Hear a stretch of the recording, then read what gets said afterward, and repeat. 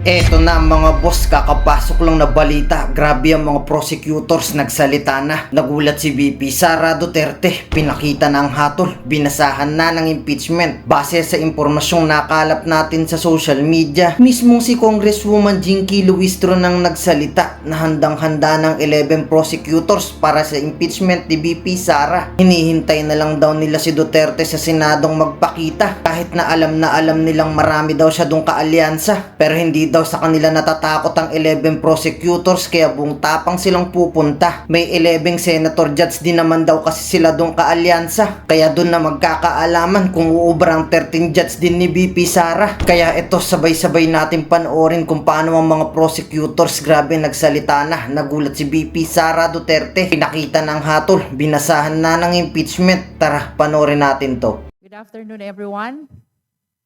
This is actually our first appearance as members of the prosecution panel of the House of Representatives. We would like to update our beloved countrymen that the panel of prosecutors are ready to appear before the impeachment court. As we have witnessed yesterday, the impeachment court already convened, and we commend the action of the Senate of the Philippines for responding to the mandate of the Constitution. Nevertheless, let us all be reminded that what is mandated to be forthwith is not only the convening, it is the trial that is mandated to be forthwith. We therefore look forward that after the pre-trial, we will immediately proceed to the presentation of witnesses, presentation of evidence, and consequently to the judgment. By judgment, it's only either acquittal or conviction. We are currently preparing already for the forthcoming pre-trial and trial of these articles of impeachment, and I wish to share with you the teams that we have created. You will remember that the articles are summarized into 4. Article 1 pertains to threats and destabilization. No. This is actually just a list of the assignment per article that was given to the 11 prosecutors. But this does not necessarily follow the way it was presented in the articles of impeachment. And this does not follow as well the sequence by which the same will be presented. This is a matter which is still being discussed. But nevertheless, we wish to share with you that for threats and destabilization, this is led by our colleague, our STML, Kong Lawrence Defensor. And with Kong Lawrence Defensor as members of this article or team, we have Kong Laila de Lima, Kong Bel Zamora, and this representation. Another article is bribery. And this article is being led by Congressman Joel Chua. Joining him in the article of bribery are Congressman Rog Gutierrez, Congresswoman Kakabag-Aw, and Congresswoman Bel Zamora. Another article is unexplained wealth. This article is being led by Congressman Terry Ridon, and with him are the following: Congressman Chel Jokno, Congressman Kakabag-Aw, Congressman Rog Gutierrez. This representation, Congressman Joel Chua, Congresswoman Laila de Lima, Congressman Lorden Suwan, and finally, Congressman Jonathan Keith Flores. The fourth article is confidential fund. This is to be led by this representation. And with me in this team are the following: Congressman Joel Chua, Congressman Lawrence Defensor, Congressman Rog Gutierrez, Congressman Lordan Suwan, Congressman Jonathan Keith Flores, Congressman Chel Jokno, and Congressman Terry Ridon. Like what I have said, this is the assignment so far with respect to the 4 articles of impeachment as to the participation which the 11 prosecutors will be handling. Nevertheless, as we continue to prepare, there can be some adjustments, but rest assured that the 11 prosecutors are already on its full swing of preparation. So come the pre-trial and the trial, you will expect that the 11 prosecutors will be there to appear before the impeachment court. So for the opening statement, that is quite short, but of course, the 11 prosecutors, the 10, are ready to answer your questions. Ryan? Thank you, ma'am. To open the media question, we will call on Marian Enriquez of TV5 for today's first question. Good afternoon po. Since may hatian na po tayo, how confident po yung prosecution panel in proving the allegations po of the articles of impeachment? Siguro per article kung sino yung lead can share po. Paano po kayo naghahanda and how confident are you to share your evidence? We're very confident with the evidence that we have. We have been prepared with this since last year, and with a vote of confidence of 255 members of Congress and 257 members of Congress, and the evidence being very obvious and very clear, it speaks for itself. We have more evidence to support the same, and we have witnesses to present, and we are certain that once the evidence is presented in the Senate impeachment court, we can secure a conviction even for this article alone.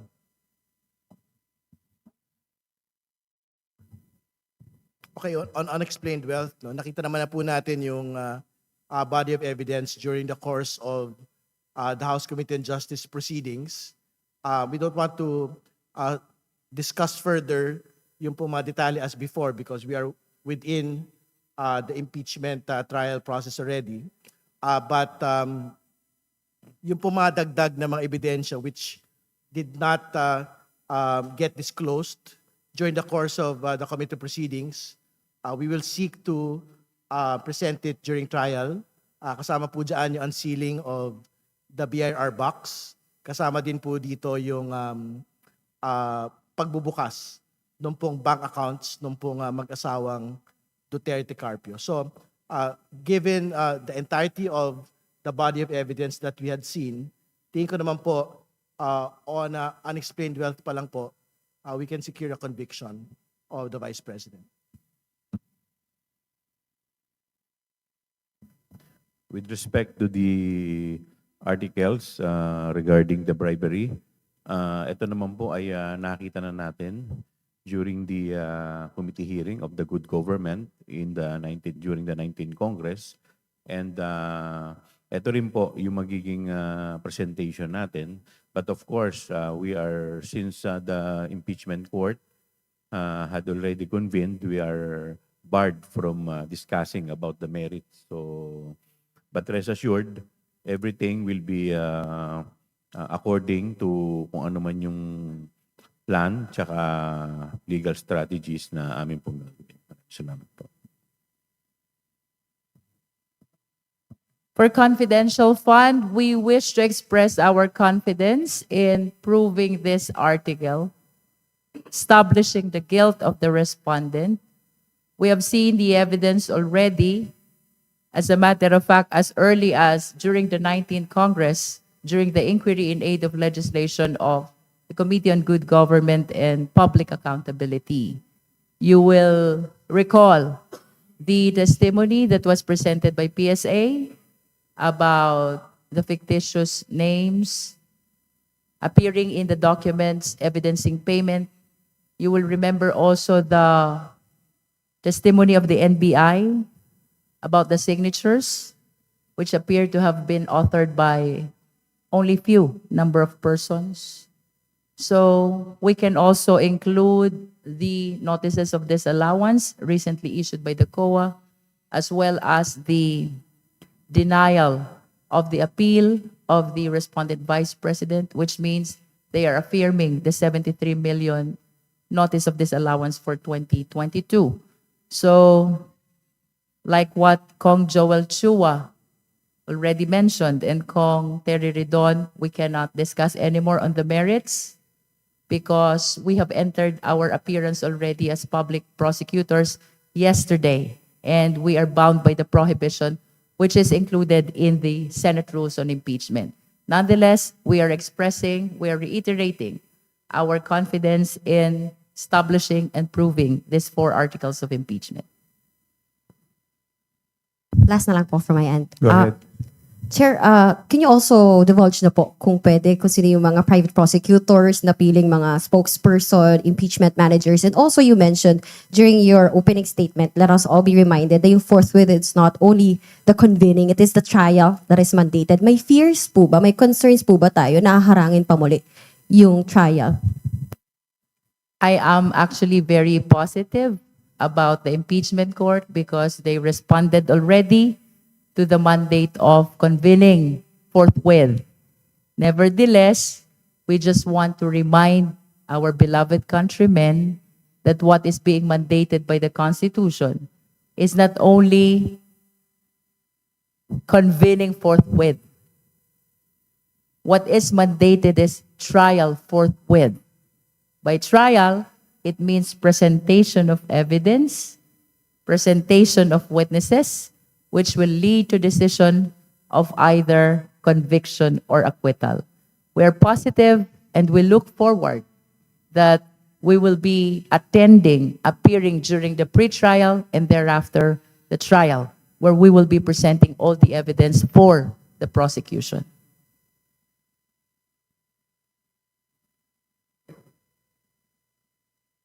Well, I understand that Rene Co already mentioned publicly that she's one of the talking heads.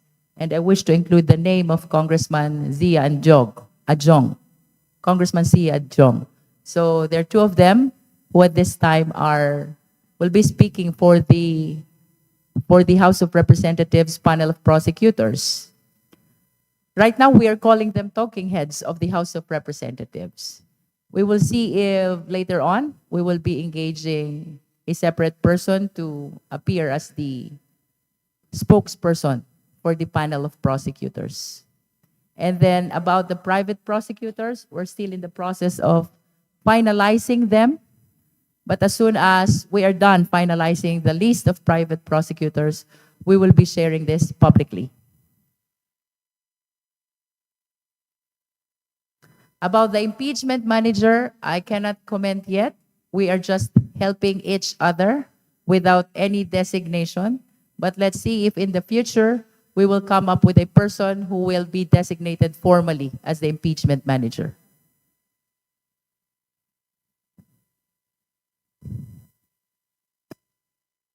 Thank you. Are there any other comments from the House prosecutors? If none, we will recognize Jonathan Andal from GMA7. You may proceed. Good afternoon po. Congressman Keith Flores, lahat po ng kasama nyo rito bumoto ng yes sa impeachment. Kayo lang po yung nag-abstain. Pero kayo po ay public prosecutor ngayon. Pwede po malaman ang dahilan, ano po ang reason, bakit kayo nag-abstain at bakit nyo rin po tinanggap na maging public prosecutor? Well, being prosecutor is the collective wisdom of the members of Congress. No? So I was nominated and elected. And after that, I took on the role as public prosecutor. Ano po yung reason, sir, kung bakit kayo nag-abstain? Pwede po malaman. Well, there were personal and political reasons for abstaining, but it wasn't about the articles of impeachment. Thank you, sir. Last question na. Ma'am, can you walk us through sa magiging sa proseso ng pre-trial stage? Ano ang mga mangyayari doon? Gaano katagal ang aabutin nito bago tumungo sa mismong trial? Well, by pre-trial, what I can share with you is my experience in the ordinary criminal case, no? There will be stipulation of facts, there will be submission of the name of the witnesses, and submission of the documents to be presented. But we have to know yet as to what will be the rules of the impeachment court with respect to the conduct of the pre-trial. I hope that we will be given the opportunity as well to participate in coming up with these rules which will govern the pre-trial of this impeachment proceeding. Last na po. Yung mga private prosecutor na kukunin po ninyo, allowed po ba sila to conduct cross-examination? Ano po ang nasasabi sa rules? Well, cross-examination is allowed every after direct examination of the witness, be it a witness of the prosecution or a witness of the defense. So to your question as to whether the public prosecutors are allowed, so long as they are under the direct control and supervision of the public prosecutors, private prosecutors are allowed. Thank you. Let us now go to Lance Mexico of Newswatch. Lance? Hello, good afternoon po. Siguro po first to Congresswoman Luistro or Prosecutor Luistro, may survey po na lumabas kamakailan na nagsasabi na public opinion is still yung preferred ng mga tao over evidence daw pagdating sa impeachment ni Vice President Sara Duterte. Sa inyo po bilang lead prosecutor, how will you convince not just the prosecutor, not just the judges, the senator judges, but also the public that there is enough reason to convict the vice president? Evidence and public opinion are very much intertwined. If you will be able to present strong evidence, therefore you will be able to get a favorable public opinion. Both are significant for us to be able to establish the 4 articles of impeachment. Right now po, siguro anyone can answer kung sino po yung gusto. Ano po yung biggest challenge na nakikita ng mga prosecutors sa paparating na impeachment trial? Anyone can answer po. Okay po. Sige, si Congressman Defensor. One of the biggest challenges that we face is fake news, trolls na mali ang ikinakalat na balita, maling ebidensya ang binabarina sa utak ng ating mga kababayan. Ang fake news at trolls, dapat matigil na yan. And this impeachment is one of the biggest step that we can take for accountability to start in this country.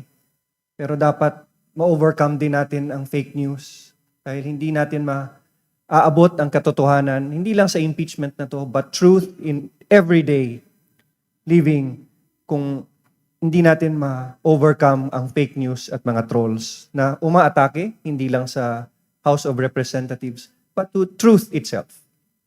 Thank you, Kong. Siguro last na po on my end to Congresswoman Luistro.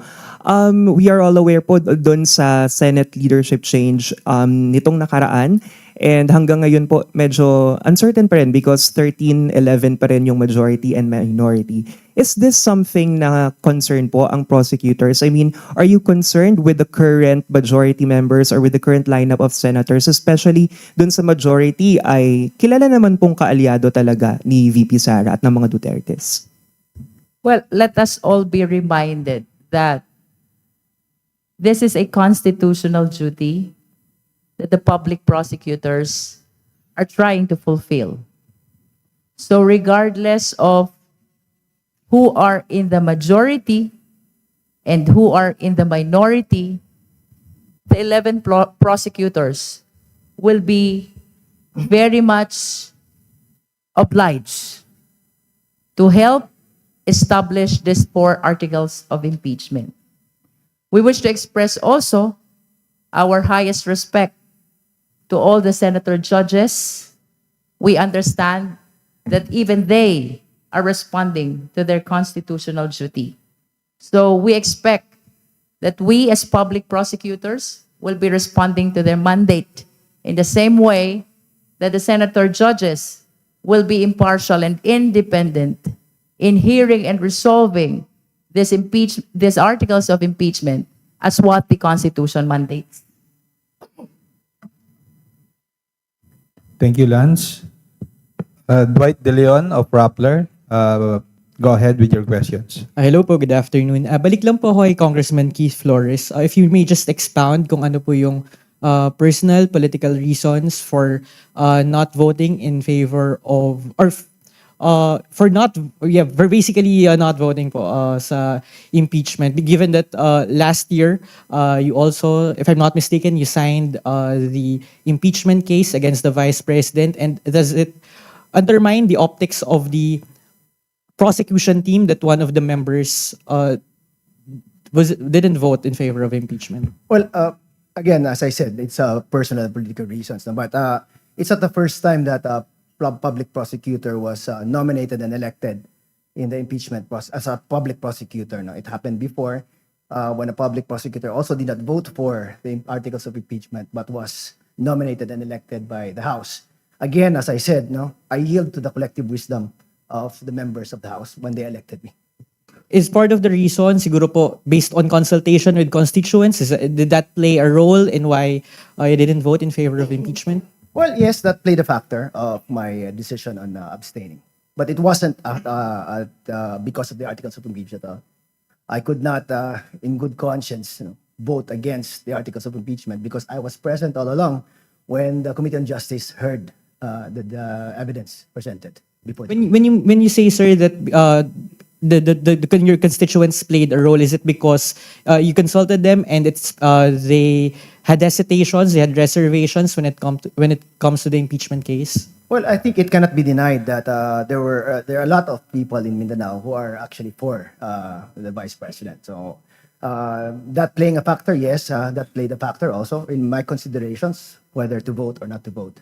But also as far as maybe the trust and confidence of the members of the House, maybe because I was already a member of the impeachment prosecutors in the previous year, and my familiarity with the case being a vice chairperson of the Committee on Justice, that played a role in their decision in electing me as one. Thank you po. And one final question on my end to Kong Jinking or to any other prosecutor. Isa po sa fino-float na scenario during this impeachment conversation is yung paano kung mag-resign si Vice President Sara sa kanyang pwesto. How will that affect the trial or will that effectively abort the trial? Ano po ang posisyon ng prosecution patungkol dito? Before I answer the question, let me just formalize the designation of Congressman Zia Jong and Congresswoman Rene Go. They are not talking heads. They are House trial spokespersons. Congressman Zia Jong and Congresswoman Rene Go. To answer your question, this is my opinion, not the opinion of the 11 prosecutors. We have to remember that there are two principal penalties in case the respondent in an impeachment case is convicted. These two principal penalties are removal and perpetual disqualification. While resignation from office will render moot and academic the penalty of removal, it is my position that we need to continue the trial for the senator judges to be able to determine whether or not they will impose as well the penalty of perpetual disqualification. But that is my opinion. We haven't talked about this as 11 prosecutors of the HREP. But is that an opinion shared by other members of the panel? Maybe Kong Shell? Let's hear from them. Yes, of course. That's a very valid observation made by our chair. Sige po. Thank you po. Thank you, Dwight. Rose Cas of UNTV is next.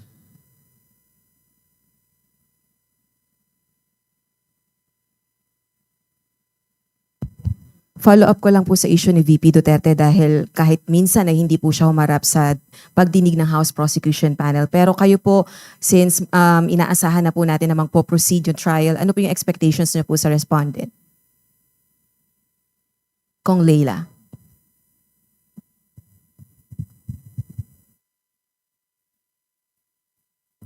Alalahanin po natin that this is also due process for VP Sara. So, pagkakataon niya to. So, it's time for her to face and answer the accusations against her. Kung walang kasalanan, dapat walang iniiwasan o walang dapat iwasan. Wala rin dapat pagtakpan at hindi dapat ito hinaharang. So, well, I guess I heard from the news that the councils of VP Sara will be responding to the summons by filing the appropriate answer. So, pagkakataon niya to, this is due process for her. Regarding naman po sa pagiging lead prosecutor niyo po, Kong Jervil, bukod po dun sa kayo po yung pangunahing tatanggap ng notices and other issuances from the Senate Impeachment Court, ano po yung significance ng inyo pong posisyon as lead prosecutor? Well, my understanding about my becoming the lead prosecutor is because I am the chairperson of the Justice Committee, which heard the impeachment complaints, which were later on turned into the articles of impeachment. That was upon the hearing and all the proceeding before the Justice Committee.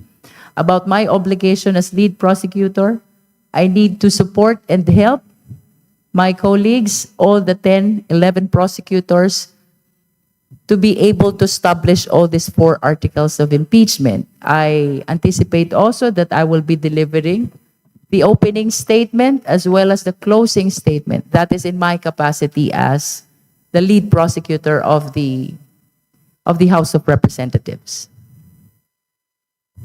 Alright, last on my part na lang po. Kung, kasi po dun po sa articles of impeachment, kapansin-pansin na yung 2 articles of impeachment, yung unexplained wealth at saka po yung misuse of confidential funds, meron pong 8 at 9 natututok na mga prosecutors. Ano pong wisdom behind that? Dahil ba yun sa bulk ng evidences or ng mga allegations dun po na nakapaloob dun sa articles of impeachment? We should ask the lead prosecutor for these articles, Kong Terry Ridon, for unexplained wealth. Well, yung po unexplained wealth, ano po talaga ito, no? Masaklaw po talaga yung kaso po na ito. So, we will be deploying more prosecutors po for this particular aspect of the case. Kasi nakita niyo naman po in the course of the House Justice Committee proceedings, marami pong mga opisina, ahensya, at witnesses at dokumento pong pinag-uusapan dito. So, each and every prosecutor will be presenting an entirely different set of agencies, documents, and witnesses po. So this is in comparison to the other grounds kung saan I think the evidence, for example, for threats against the president, in which you have a smaller set of evidence, which basically speaks for itself, no? So mas maliit po yung bilang po ng mga prosecutors po na deployed for this particular ground. And for confidential fund, of course, the reason why there are a lot of prosecutors compared to the other grounds is because there are more evidence, mostly documentary, which will be presented for us to be able to establish the article of confidential fund. So that is the reason why there are more prosecutors, both in unexplained wealth and in confidential fund, compared to threats and destabilization and bribery. Sorry, just to press on that, hindi naman po ibig sabihin na mahirap patunayan yung mga allegations na yan, kaya mas maraming deployed na prosecutors. Not necessarily. The unexplained wealth and the confidential funds evidence are mostly documentary, voluminous documentary evidence, which reason we will be needing a lot of prosecutors to help us present this article of impeachment. Thank you, Rose. Bibian Gulia of ABS-CBN2 is now recognized. Kong Jervil, ano po ang stand ng House Prosecution? Tingin niyo po ba makakabuti kung dadalo si Vice President Sara Duterte sa trial sa Senado sitting as an impeachment court? I wish to add to the answer of Kong Laila a while ago. In addition to that being part of her due process, this is likewise her constitutional duty. Let us remember the mandate of transparency and accountability pronounced in the Constitution, and I think the people are waiting for her answers. So, aligned to that accountability mandate, I believe she should attend and present her defense. Thank you, Kong Keith Flores. Ano po ang pwede naming asahan sa inyo as prosecutor? Kasi nga, you abstained. I know you mentioned some reasons earlier, pero hindi po ba sort of requirement among prosecutors na naniniwala sa articles of impeachment na kanilang didepensahan at ipepresenta sa Senado? That's why I said earlier that I could not in good conscience vote against the articles of impeachment because nakita naman natin yung evidence that was presented before the Committee on Justice and it was unrefuted by the Vice President because she did not counter it at all. No? So for me, parang it's easy. It's an easy decision. No? I'm taking on the role because not only was I elected, but because I also saw what was presented before the Committee on Justice. Just to speak for the entirety of the panel, I don't think we have any doubt on the confidence, integrity, and expertise of Congressman Flores to take on the role of a public prosecutor. To be clear, the choice and election of the public prosecutor is based on their syempre karanasan po bilang lingkod bayan at karanasan din po bilang mga abogado. At tingin naman po namin ay competent si Congressman Flores to take on the role as a public prosecutor. And I would like to thank Kong Terry for that. Last na lang, Kong Jervil, paano po, how did we arrive at the decision dun sa hatian po ng articles of impeachment? Well, of course, we consider the familiarity of the prosecutors to the article. We have to remember that for bribery and confidential fund, these were the subject matters of the investigation of the Committee on Good Government back in the 19th Congress, no? As a matter of fact, for threats and destabilization, with the permission of the concerned prosecutors, these are the same assignments that they have during the first impeachment back in 19th Congress. I am referring, of course, to our lead prosecutor, Kong Noy Defensor, and Congresswoman Bel Zamora. So the first consideration is the familiarity to the article, and the second consideration is the choice of the public prosecutors where they wanted to be assigned. Thank you, Bibian. Next is Isa Bendaño Mali of GMA-DCWB. Hello po, magandang hapon po. Kanina po nabanggit po ni Senior Deputy Majority Leader Lawrence Defensor na isa sa mga hamon po sa House Prosecution Team, yung fake news, yung trolls. Pero kayo po, mga members po ng prosecution team, handa rin po ba kayo na kayo po yung magiging biktima ng fake news, ng trolls, uungkatin po yung inyong mga kasaysayan? Ano pong masasabi niyo? Thank you po. Kung ako po ang tatanungin niyo, sanay na po ako niyan. So hindi na po uubra yan. Thank you. Sanay na kaming lahat. Gusto lang naming magtulong-tulong tayo para mapaunawaan ang mga kapwa nating Pilipino na dapat manaig sana ang katotohanan, lalo na't pinapanood ito ng ating mga anak, ng mga pamilya araw-araw. At hindi pwedeng mali na balita ang lumalabas sa social media na nababasa at napapanood. This will be a fight for the truth. Wait lang mga boss, sa lahat ng solid supporter na sumusuporta sa channel na ito, maraming salamat po. Gusto ko lang kayong invite sa bago nating YouTube channel. Nasa comment section yung link ng bago nating YouTube channel. I-click nyo lang yan para makapag-subscribe. Kaya tara, panoorin na ulit natin to. As well as a fight for accountability and a fight for justice, not only in this impeachment, but also in our quest together with the mainstream media, to seek the truth and honesty in everything that we do. May I just add to the assignment of articles? Kong Laila de Lima is likewise assigned or included in the Team 4 Confidential Fund. I wish to clarify. So tatlo po yung teams. I'm a member of 3 teams. The threats, unexplained wealth, and confidential funds. Thank you.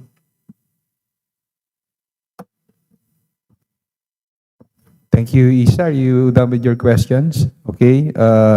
Linesca Panti of GMA Online. Please proceed.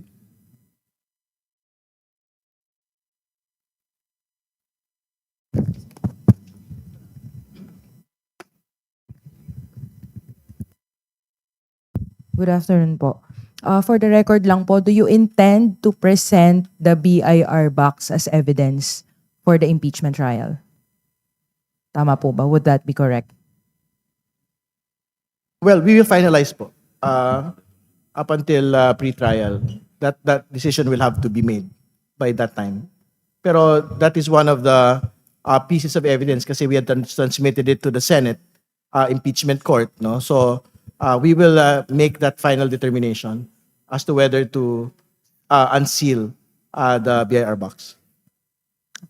As a follow-up na lang po, kasi we have been, I don't think there's doubt dun sa evidence given the 4 impeachment hearings, at least initially. Parang wala namang masyadong rebuttal on the quality of the evidence. But the question is, are you not worried that you will not be allowed to present evidence ultimately? Because I understand for every evidence that you want to present, you would need the approval of the Senate Impeachment Court for that. I'm just recalling our experience during the Corona impeachment trial. Are you not concerned that, like Kong Shell knows this, the second envelope happened during the Corona trial, evidence for the PAL case, PAL FASAP case, was not allowed by the Senate Impeachment Court to be presented. So do you have similar worries now that ultimately your evidence will not be allowed by the court to be, presented? Well, that is the purpose of the pre-trial. We are supposed to submit the list of witnesses as well as the list of evidence which will be presented during the trial, presentation of the prosecution's evidence. Although I understand that if the evidence is not yet available during the pre-trial, so long as we can justify the same, it may be presented still before the impeachment court, but that will be subject to the approval, of course, of the impeachment court. Kong Noy? Hindi kami nag-aalala na haharangin ang ebidensya naming ilalabas sa impeachment trial. Kung haharangin ang ebidensya namin, remember that we are not the ones in trial. Huhusgahan din ng bayan ang ating mga senator judges. And while we will give them utmost respect, siguradong ang pagtingin ng taong bayan sa isang impeachment court na hindi papayag na ilabas ang ebidensya ay makapagbabago ng damdamin ng mga Pilipino. Lalo na sa team ng depensa, kung hindi na kayo nagpakita, kung hindi na kayo sumipot, haharangin nyo pa din ang ebidensya. Hindi talagang maganda ito para sa isang ini-impeach na mataas na opisyal. So we're not worried. We're prepared to present our evidence. No matter what they will do, sila na ang maghusga sa amin. Igagalang namin ang ating impeachment court. Madam Chair, may I add? Klarong-klaro naman po the decision on admissibility of evidence are made by the Senate as an impeachment court. But the discretion to present evidence kung ano pa yung ihahain namin na ebidensya ay nasa kamay ng prosecution. And the court cannot interfere with that discretion. Kaya sa simula pa lang kung gusto po namin na magtawag ng witness o kaya magpresenta ng mga dokumento, ay nasa sa prosecution po yon. Now, later on, how the Senate will evaluate that evidence or whether they will admit it will be subject, of course, to arguments and on both sides and then a decision by the court. Wala namang pinagkaiba yan sa regular na korte. Dagdag ko lang, sana maintindihan din ng mga kababayan natin na hindi pwedeng harangin ng teknikalidad ang procedure sa isang impeachment court. Huwag po kayong maniniwala na may mga technicalities kasi ang isang impeachment trial at isang impeachment process, sinadya ng mga sumulat ng ating konstitusyon na dapat maging maluwag ang pag-interpret ng rules of procedure para mailabas lahat ng ebidensya at matimbang ito ng husto ng ating mga senator judges at ang sarili nilang konsyensya ang maghuhusga. Wala pong dapat mabigat na ebidensya na kailangan ng proof beyond reasonable doubt, but the quantum of evidence required to convict is simply the personal assessment of each senator judge whether a high public official should be removed or may stay in public office. Madam Chair, if I may add. Thank you. Well, with all due respect sa ating mga kagalang-galang na senador, baka hindi lang kasi masyadong naunawaan ng ibang kababayan natin. Kasi nung kumaalala, kung titignan po natin yung pagpepresenta ng ebidensya, ang pagpepresenta po ng ebidensya, hindi po lahat ng ebidensya na ipepresente ninyo ay tatanggapin talaga. Kailangan unang-una yung purpose mo, patunayan mo yung relevancy at saka yung materiality ng ebidensya. So pagka hindi tumutog, walang relevance yung ebidensya na ipepresenta mo doon sa issue, hindi po talaga yun tatanggapin ng korte. Kaya ako po naniniwala, ganito din na magiging sukatan o parameters ng ating kagalang-galang na mga senador at hindi rin naman namin kinu-question na nung nakaraan, lalong-lalo na po, ang nag-preside po dito ay ang kagalang-galang na Senator Juan Ponce Enrile na isang mahusay po na abogado. Thank you, kagalang-galang na Joel Chua. Thank you. I asked the question because of what happened last Congress na very clear po yung political alliance ng ibang senator judges. That's why I ask if there are concerns na baka ultimately hindi po kayo payagan. What happens then? What is the recourse? Do you conduct a press conference? How do you, because as Congressman Jokno said, discretion po kasi ng prosecution which evidence to present. Siguro, we don't want to respond to hypotheticals at this point. Di ba? Kasi, ang totoo naman po, we will have to fight for each and every piece of evidence when we reach that point. No? So, pero, again, like what had been stated, we have absolute faith in our senator judges that they will look at each and every piece of evidence, each witness, based on how they appreciate po the case itself. No? So, yun po yung panghahawakan namin going to trial. So, whatever they decide on each piece of evidence, syempre, we will have to respect how they will look at it and decide ultimately. If I may add, I think it would be, speaking, as a prosecutor also the 19th Congress, it would be unfair to say that it was purely political. The considerations for however which way that the senator judges previously acted. And we just want to restate po siguro na coming into the 20th that we respect the impeachment court and we are fully confident in their own respective fiduciary duty to their being just senator judges, and that they will really carry it out with proper discernment. So yes, there might be political color that you may play in the outside, but we trust fully that when they take on their roles as senator judges, they will perform their duties properly. Also, if you will note in the rules itself of the Senate on impeachment trial, they are actually expected to exhibit political neutrality. So they have to fulfill their duty without unfair discrimination and without regard to political color or affiliation. That is there in the Senate rules itself, political neutrality. Thank you po. Thank you, Linesca. Let's go to Jongman Lapas of DZRJ.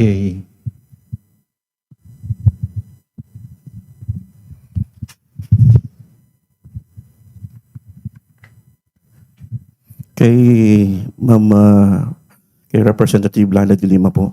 Alam po ng lahat yung pinagdaanan ninyo under Duterte administration. Sa bilang isa sa mga first prosecutor po, masasabi po ba na payback na ninyo ito sa mga Duterte? Hindi po. I've been doing my job as a member of this House fairly and without any ill will against anyone. Hindi ko po style yan. Hindi po ako yung nag-exhibit ng vendetta.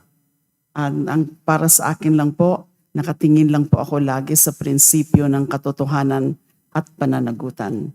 Truth, also justice, and accountability. Salamat po, ma'am. Kay Congressman Flores po, pasensya na po ha. Sir, tiwala po ba kayo na madidiin ninyo ang si BP Sara sa base sa mga ebidensya ng ilalatag ng prosecutor? If you base it on what was presented by sa Committee on Justice, yes, I think so. Because wala namang ebidensya to the contrary ang binigay. Diba? That's what we were waiting for. That's what we were hoping for that she would do. Pero wala eh. That's why it would be very difficult not to say that we have enough to proceed with our case. No, pwede po ba kayo magbigay ng kahit na isa sa mga possibly na madidiin ninyo si BP Sara based doon sa ebidensya? Well, if you look at all the articles po, lahat po ng ebidensya na nag-gather namin is favorable to the articles of impeachment. Kasi nga, as I said, binigyan siya ng opportunity to present her evidence but she did not appear. So yun ang problema po doon. Excited na po ba kayo sakaling makita kayo ni BP Sara? Matanong niyo siya? I guess none of us are like excited just to see her, but we're all willing to perform our constitutional duties. Yan lang po. Last po para po sa lahat.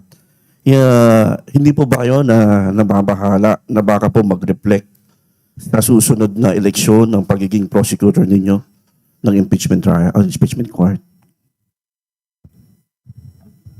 Hindi po kami nababahala.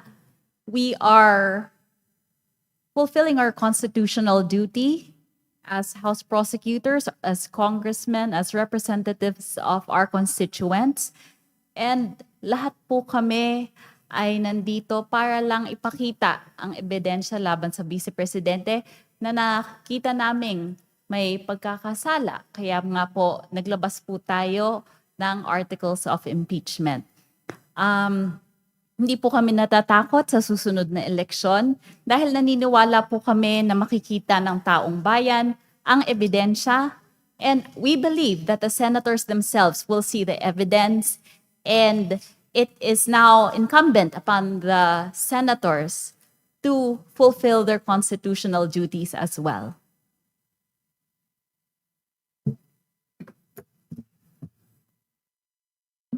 Thank you, Jong. Earl Tobias from IBC 13. Please proceed with your questions.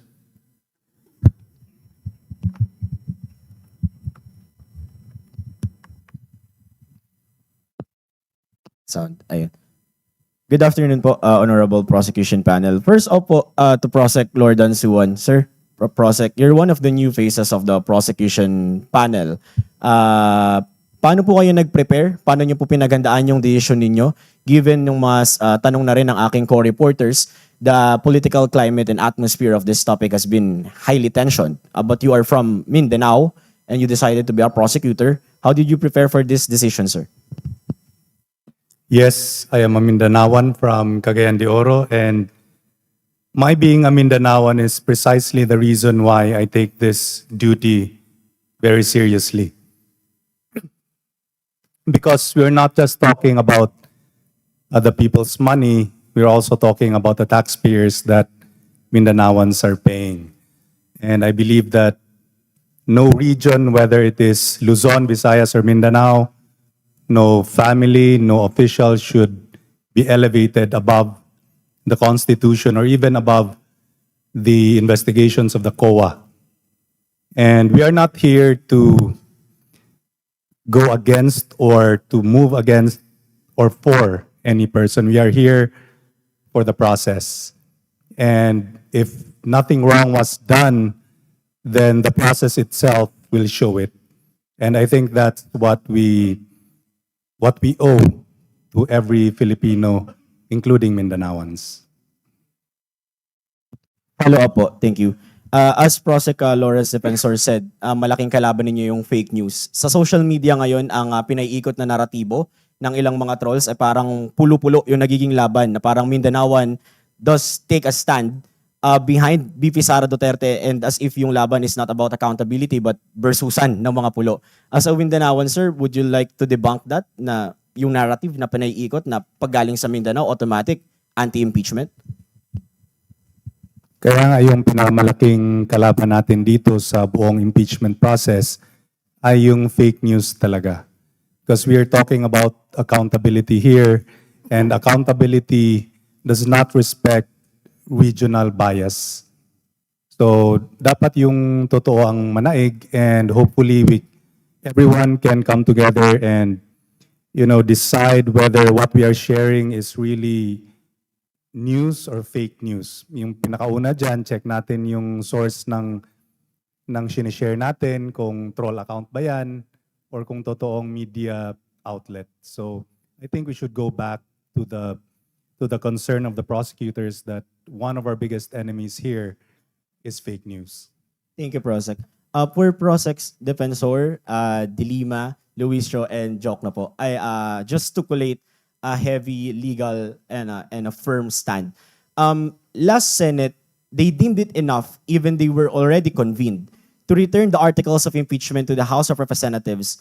One being the reason is yung petisyon sa Korte Suprema. Ngayong taon po, clearly, nag-convene na ang Senate Impeachment Court, kasado na ang prosecution panel, pero it's also not a secret that the Vice President is still running and seeking forum from the Supreme Court.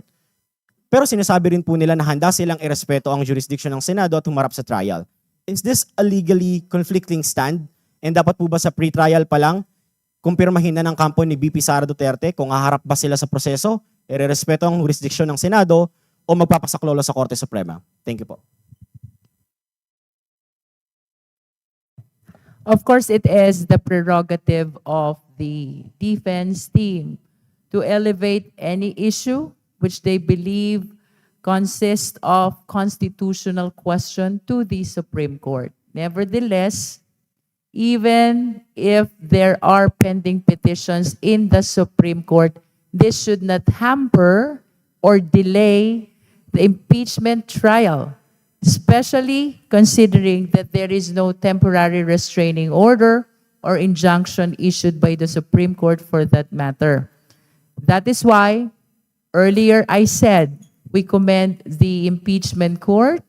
We are very much positive that they convened pursuant to the mandate of the Constitution, that is forthwith. Nonetheless, we are trying to solicit the support of our beloved countrymen that what is being mandated to be forthwith is not only the convening. What is being mandated to be forthwith is the trial. And by trial, it means presentation of evidence, presentation of witness, and which will lead to the decision of the impeachment court of either acquittal or conviction. So of course, we understand what happened last time back in the 19th Congress, but we are very much positive. We're hopeful this time that we will immediately proceed to pre-trial as announced already by the impeachment court yesterday, as well as trial, no? So we are looking forward for dates as to when the pre-trial and the trial will be held, as soon as all the responsive pleading, such as the answer from the respondent and the reply from the prosecution, are submitted to the impeachment court. We are adhering to the mandate of the Constitution, which says trial forthwith. On my end, excited na po akong bumalik sa court. Namimiss ko na yung paglilitis ng kaso. At wala kaming nakikitang sagabal sa trial. The Senate as an impeachment court has already set the pre-trial and the trial of the case, and we will respond accordingly. Thank you. Thank you po. Last from my end, to Prosec Lawrence Defensor. Sir, hi. Kahit po napurnada ng isang buong taon yung impeachment case laban kay VP Sara Duterte, you remained with your stand na yung grave threats pa lang ay enough na for conviction. Pero sir, playing devil's advocate lang, maraming nagpapaugong ng naratibo na hindi naman daw na-consummate yung banta dahil lang ang pagkakalagay daw ng premise, dapat may mangyari munang masama sa vice-presidente bago niya gawin. Pero sir, isn't that a moral disregard and also a legal disregard of the threat that already happened? At paano niyo po titindigan na dito pa lang ay dapat guilty na si VP Sara Duterte, sir? Abangan nyo na lang sa trial kung paano namin ipipresenta para makumbinsi kita. Thank you, sir. Thank you, Earl. We will now call Gab Lalu from Philippine Daily Inquirer.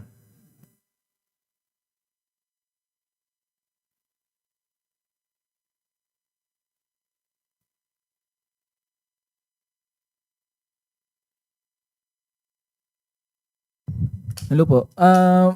Yung tanong ko premised on the fact na si VP Sara Duterte noon sabi niya gusto niya ng hearing sa Congress para ma-defend niya na hindi siya pumunta.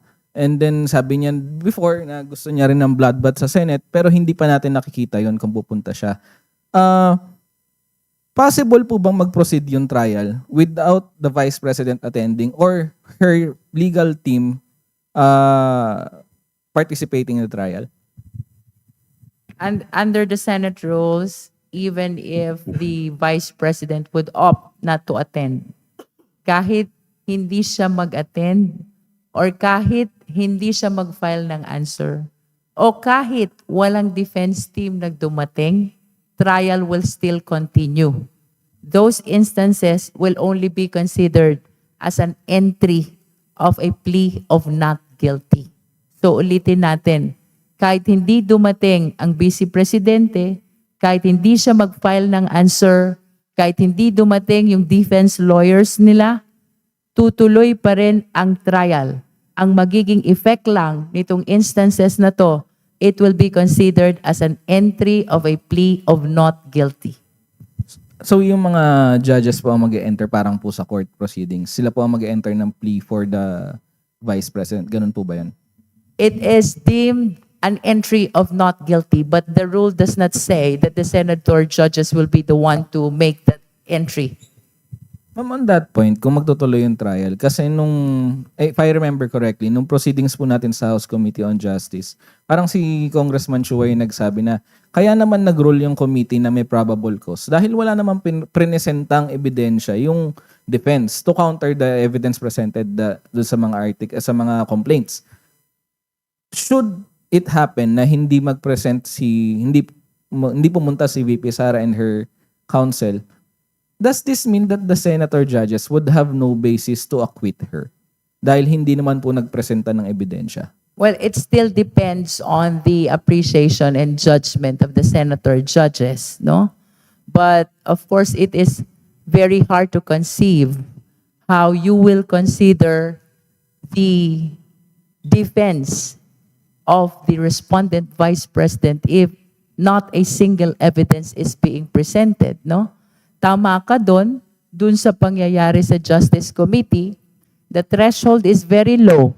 Probable cause lang, which is reasonable justification to be able to proceed to trial. Wala ni isang ebidensya ang naipresenta ng Vice President. As a matter of fact, she and her lawyers did not appear.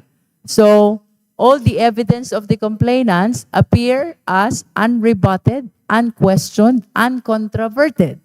And considering that the threshold is only probable cause, of course it is reasonable to anticipate that there will be a finding of probable cause. Now, with regards to the trial, if they will not be appearing, it will depend really on the appreciation and judgment of the senator judges if the evidence of the prosecution, considering the absence of the evidence of the defense, will be enough for them to render a judgment of conviction. Pero is it safe to say that VP Sara would put herself at a disadvantage if she would not attend? Kasi ito na yung last chance niya to dispute or refute the evidence.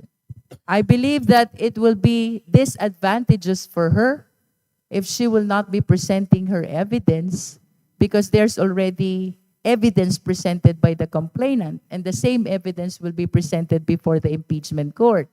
If this evidence will continue to be unrebutted, uncontroverted, there is a possibility that the senator judges will be appreciating the evidence in favor of conviction. But of course, as I have said earlier, it will depend entirely on the appreciation and judgment of the senator judges. So, ma'am, sorry, last question on my end. Is it possible, ibig sabihin po ba possible na ma-acquit pa rin si VP Sara despite the defense panel not presenting any evidence kasi it is up to the senator judges? As far as we are concerned, the evidence of the prosecution is strong. Pero kung dadating yung sitwasyon na ebidensya lang ng prosecution ang malalatag at walang ebidensyang mailalatag ang defense, perhaps for the reason that they will not appear, that will be an exclusive judgment of the senator judges. But of course, the sovereign Filipino people will be watching. If there is no evidence from the defense, and only the evidence of the prosecution are presented, yes, it is an exclusive judgment of the senator judges, but let us all be reminded that the sovereign Filipino people will be watching. Thank you. Thank you, Gab. Red Mendoza from Manila Times.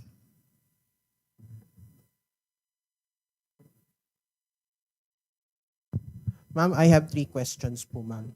Ma'am, I talked to two people, one from Mindanao and one from Luzon. And they said na they hated the impeachment process of the Vice President. Ayaw nila na, hindi nila boses yung nangyari sa impeachment trial. Some of the Filipinos that voted for you don't agree with what's happening with the impeachment trial. What's your thought po na hindi lahat ng mga bumoto sa inyo or lahat ng constituents ninyo ay pabor sa impeachment trial? And again, 32 million voted for the Vice President. Are you scared of a pushback from the 32 million who supported the Vice President? Notwithstanding na yung mga sinasabi ng mga ng voting doon sa House ay maraming Mindanaoan daw ang bumoto, which is equivalent daw doon sa population ng bumoto sa kanila. But that is not the case. Kasi some of the people I've talked to, they said hindi nila gusto yung nangyayari ngayon sa impeachment. Alam mo kasi what you should remember, this is a constitutional duty. By duty, this is not our choice. This is obligatory on our part to push for this proceeding, no? This is not a question of gusto ba namin o ayaw namin. No. This is a duty and therefore we have no choice but to push forward. If I may add, Una ka, ma'am. thank you. This duty is bigger than all of us. This duty is enshrined and mandated by no less than the Constitution and actually imposed by the Filipino people. So this is bigger than any one of us, and this is bigger and far more primordial than any personal or political concerns. Kung may taga Iloilo na hindi pabor sa impeachment at hindi pabor na naging prosecutor ako sa impeachment na ito, paglilingkuran ko pa rin sila habang congressman nila ako. Magkasundo man kami o hindi sa impeachment na ito. Next question na lang po. Kasi right now po, so far po yung mga observations po ng ilan sa ating mga kababayan sa social media is kayo daw po or most of the congressmen who received or who voted for the impeachment ay naka-receive daw po ng maleta, ng pera, or naka-receive daw po ng 20 million or any amount, notwithstanding. These are the people that you na sinasabi din yun po na some of them are trolls. Pero of course, hindi naman lahat sila, yun ang paniwala nila. Yun ang paniniwala nila. How can you combat yung ganitong paniniwala na hindi nyo sinisiraan yung kanilang political or political thinking na hindi kami nagkakatanggap ng ganitong pera, pero hindi kami nakatanggap ng ganitong pera. We did this because we believe in the case. Una sa lahat, tingin ko hindi na dapat i-dignify yung question kasi it's basically an accusation without basis. Di ba, Red? So, kung may maleta, nasan yung maleta? Kung mayroong 20 million, nasan yung 20 million? So, I don't think that deserves an actual comment from the panel of prosecutors today. And my last question na lang po. Ano po ang end all and be all po nito? I mean, people, sinasabi na nga iba, dapat talunin na lang si Vice President Sara Duterte sa election. I mean, yun nga. I mean, dapat talunin na siya sa election kasi ang end all and be all nito is removal from office. She announced her role or she announced that she will run in 2028 elections, in the 2028 elections. Marami ang nagsasabi na pag nawala si Vice President Sara, a more friendlier Vice President would be appointed. So ano po ang end all and be all nitong impeachment End trial all na and to? be all of this impeachment process is accountability. We owe it to our people. We owe our being elected to our people. We have to show them that we follow the Constitution, that sila ang pinagsisilbihan natin at hindi tayo gumagawa ng pagtataksil sa bayan. So accountability po ang end all and be all nito. One last follow-up. Pag ang constituent niyo nagtanong na iboboto namin si VP Sara sa election, what are you going to do? Parang si Boy Abunda.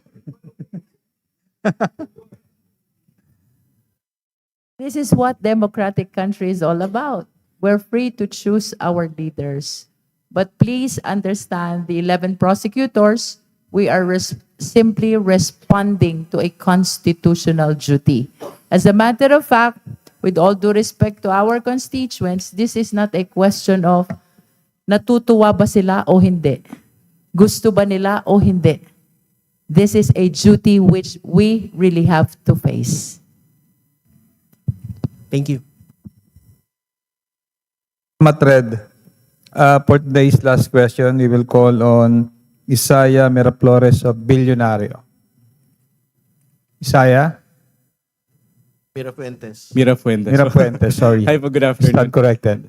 Just want to ask a question regarding lang sa rin sa nangyayari sa Senate. Since some senators are saying na possible na i-dismiss nila ng mas maaga yung impeachment, binabantaan nila ng ganon. If ever ba mangyari yun, is there a parang legal remedies ba tayo na gagawin?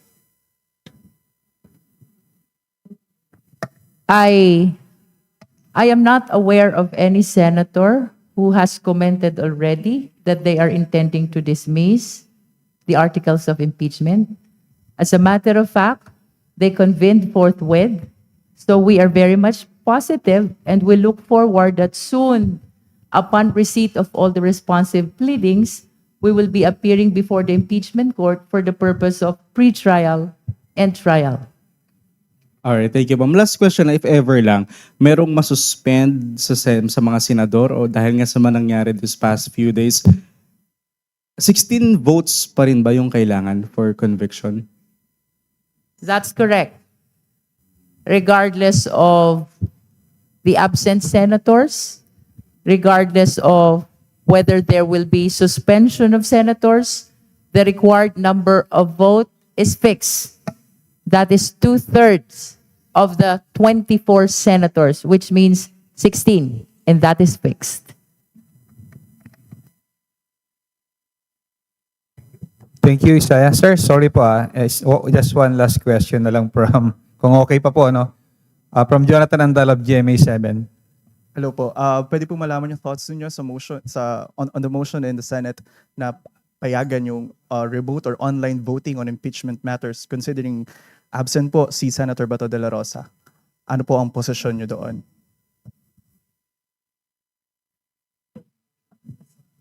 Is this for the legislative process or for the impeachment process?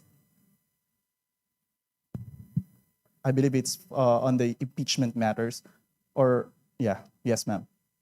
On Well, if impeachment it matters. is for the impeachment process, my personal opinion is the senator judges should be personally present. This is paramount because this is a constitutional mandate. So I believe that they should be present to have a correct appreciation of all the evidence to be presented.